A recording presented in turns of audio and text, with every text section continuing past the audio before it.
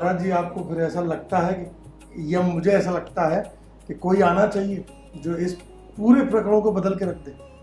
ये जो कोई आएगा वाला कॉन्सेप्ट है, कोई आएगा जिसको हम आइडल मानेंगे, जिसको फॉलो करेंगे। लोगों ने फॉलो किया, लोगों ने फॉलो किया ना। फॉलो करने के बाद 10-11 साल में उनको क्या लगा कि जो कोई आया था वो बेहतर होता कि नहीं आए। स्थिति या तस्वीर तभी बदलेगी जब जो कोई आना है वो हर व्यक्ति के अंदर आना शुरू हो जाए। तुम अगर आंखें खोल के देखना शुरू कर दो तो तुम्हारे चुनाव तुम्हारे विरोध में नहीं होंगे। तुम्हें क्या चूज करना है अपनी ज़िंदगी में, बेहतर व्यवस्थाएं, बेहतर संसाधन, बेहतर शिक्षा, बेहतर अर्थनीतियाँ, तो तुम्हारे निर्णय कभी भी गलत नहीं होंगे। ये हर एक व्यक्ति को चूज करना है। जो कोई आएगा तो तुम उसको अभी तो चुनाव ही करोगे ना, भीड़ तंत्र में। कोई भी अगर आएगा, कल के दिन कोई भी आएगा, आज कोई और है, कल कोई और आएगा, तो तुम सब के सब मिलके उस एक आदमी को पूरी ताकत दे दोगे, पूरी शक्ति दे दोगे। और जब भी किसी के पास शक्ति आती है तो क्या करेगा वो? शक्ति भ्रष्ट करती है, और जब पूर्ण शक्ति मिलती है तो महाभ्रष्ट कर देती है आदमी को। ये शक्ति का नियम है। इसलिए शक्ति कभी भी केंद्र सेंट्रलाइज नहीं होना चाहिए, केंद्रीकृत नहीं होना चाहिए। शक्ति हमेशा डिसेंट्रलाइज होनी चाहिए। आज भारत जिन स्थितियों को झेल रहा है, इसका सबसे बड़ा कारण क्या है कि भारत पूरी तरीके से केंद्रीकरण की तरफ बढ़ता चला जा रहा है। तो जो केंद्रीकरण है, केंद्रीकरण हमारी जिंदगियों को हमेशा कंट्रोल करेगा, क्योंकि पावर कहीं ना कहीं किसी के पास किसी केंद्र पर रुकी हुई है। वो रिलीज़ करेगा तो तुम्हारे पास शक्ति पहुंचेगी, संसाधन पहुंचेगी, व्यवस्थाएं पहुंचेंगी।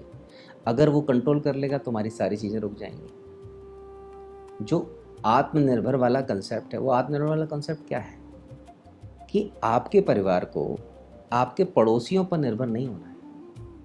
आपके परिवार को सबसे पहले आत्मनिर्भर होना है कि आपके पास पर्याप्त साधन हो, पर्याप्त शिक्षा हो, पर्याप्त शक्ति हो सोचने की और काम करने की। फिर जो आत्मनिर्भर जो परिवार होंगे वो आत्मनिर्भर समाज बनाएंगे। आज जो मैं आत्मनिर्भरता से जो मैं काम कर सकता हूँ, जिस चीज़ में मैं कौशल हूँ, जो मेरी क्षमता है, वो क्षमता मेरी ज़िंदगी का आधार, मेरे परिवार का आधार बनना चाहिए। इन अलग अलग क्षमताओं का जो सम्मिलन होगा वो समाज बनाएगा।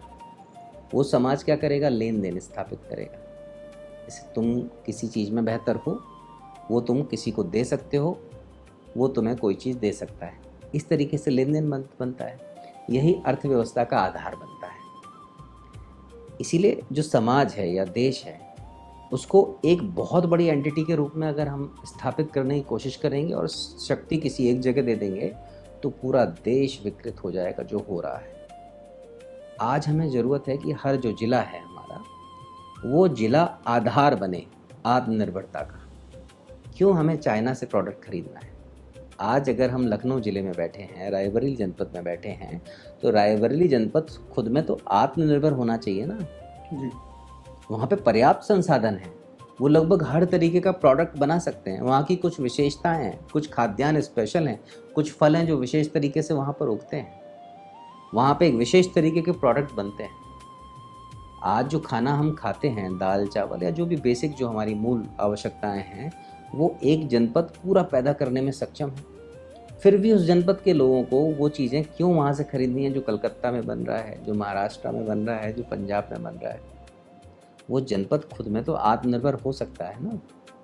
वो अपनी सीमाएं तो वो कर सकता है कि हमारा जनपद, हमारा उत्पाद फर्स्ट, हम बाहर का कोई उत्पाद नहीं खरीदेंगे, हम खुद बनाएंगे और खुद कंज्यूम करेंगे। इकोनॉमी बन गई, अर्थतंत्र बन गया। करोड़ों अरबों का टर्नओवर एक जनपद खुद करना शुरू कर देगा। कितना रोजगार पैदा होगा, कितनी शक्तियां बनेंगी। लेकिन अगर यही काम केंद्र में है तो हर एक राज्य अलग अलग है। हर राज्यों में, अब यूपी में 75 जिले हैं, आप इतनी बड़ी व्यवस्थाओं को मैनेज नहीं कर पाएंगे। अगर रोजगार पैदा करना है तो रोजगार सरकारों की बस की बात नहीं है। रोजगार पैदा कैसे होगा? जब हम अपनी ही जनपद में काम करना शुरू कर देंगे, प्रोडक्शन बढ़ाना शुरू कर देंगे, कुछ ना कुछ बनना शुरू हो जाएगा। जब बनेगा तो युवा कहाँ पे बिजी हो जाएंगे? वहाँ पे। फिर वो इनोवेशन में दिमाग लगाएंगे। हर जनपद का अपना एक रिसर्च डिपार्टमेंट होगा। ये कोई आइडियल कल्पना नहीं है, बेसिक सी बात है। ये ऐसा नहीं कि बहुत आइडियल है, कि बहुत यूफोरिक हम वर्ल्ड की कल्पना कर रहे हैं कि बिल्कुल ऐसा होना चाहिए। ये बहुत आधारभूत बात है जो किसी सरकार को भी ज़रूरत नहीं करने की। अगर लोग खुद जागरूक हो जाएं तो अपने जनपद को आत्मनिर्भर बना सकते हैं, अपनी तहसील को आत्मनिर्भर बना सकते हैं, अपने गांव को आत्मनिर्भर बना सकते हैं। सहकारिता यहीं से तो शुरू होती है कि सबका साथ सबका विकास। केवल नाम कह देने से तो चीज़ें नहीं बदलेंगी। आज हमें दुविधा भी इसी बात की है कि हम पूरी तरीके से दूसरे देशों पर निर्भर हैं, और इतने बड़े वॉल्यूम में है कि आप कल्पना भी नहीं कर सकते।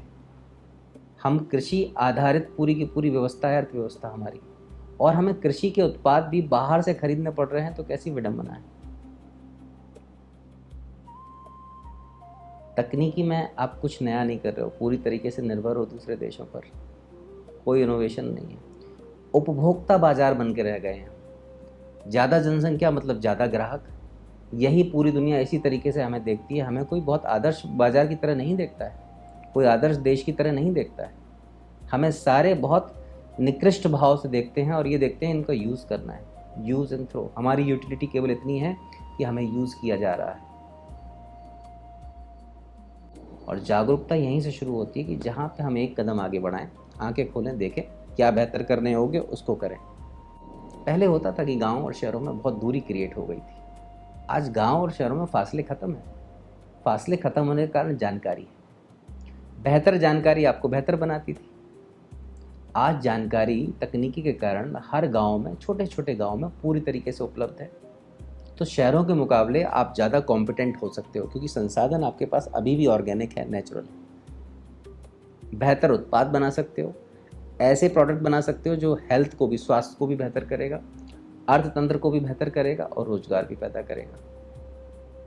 खाने के नहीं, पहनने की चीज़ें बनाई जा सकती हैं, तकनीकी चीज़ें बनाई जा सकती हैं। कब तक हम उडलिया और वही मटके बनाते रहेंगे?